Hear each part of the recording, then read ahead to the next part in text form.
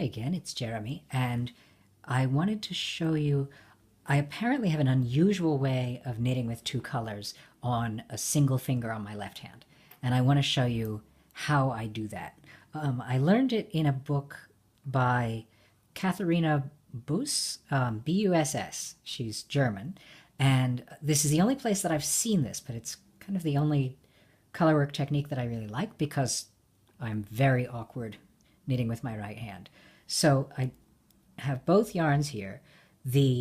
I'm going to call the brown one my dominant color, so that one's going to always be on the left side. I drape both yarns over my left forefinger, and I make sure that my dominant color is on the left. And then I pull my contrasting color off and flip it over, just turn it, so that it is then draped over the back of my finger.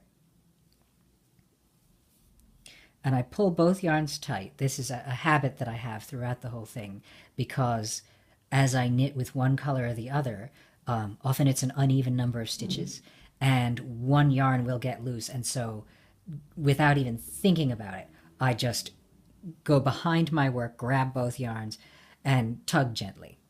Okay, so now I'm set up. In order to knit with the dominant color, I just knit it. And with the background color, I reach back a little bit.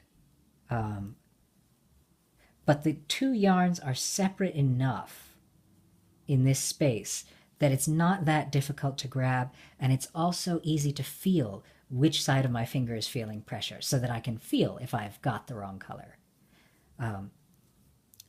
So dominant color, just to knit. Background color, just to knit. And I want to show you how to trap colors.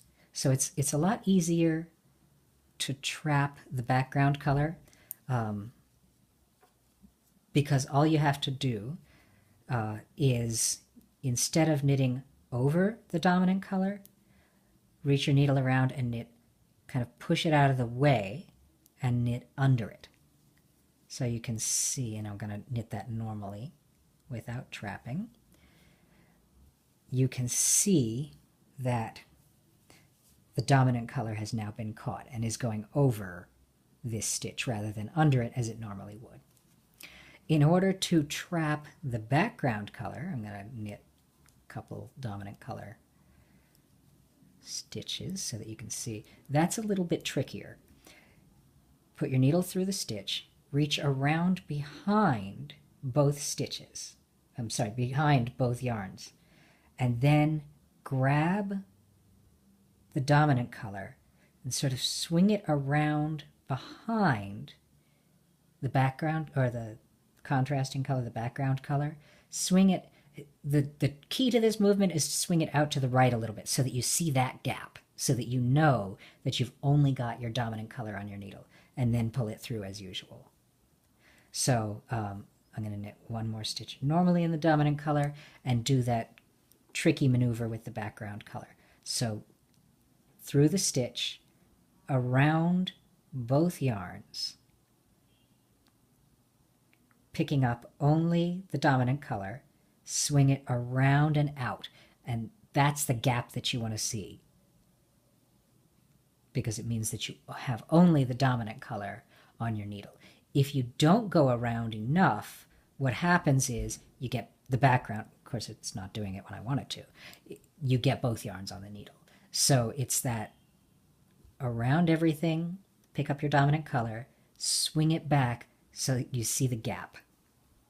And that keeps them from twisting around each other. And then they don't get twisted around each other as you go. You can just keep knitting, and you don't have to untwist your yarns unless you're, not because they get tangled in the row. They get tangled just because you're knitting around and around and around, or because you're flipping your work over and you're not paying attention to which way you're flipping it.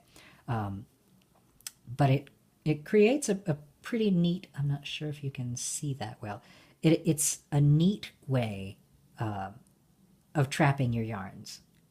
And it does the exact same thing as Amy Dachen's method that she shows in her craftsy classes, but it does it with both yarns on one finger of your left hand. And you can see that I'm just instinctually grabbing both yarns, tugging them a little bit. And that doesn't really take any time from it. So it may be a slower method than using one yarn in each hand, but if you're just really awkward at throwing, it's great.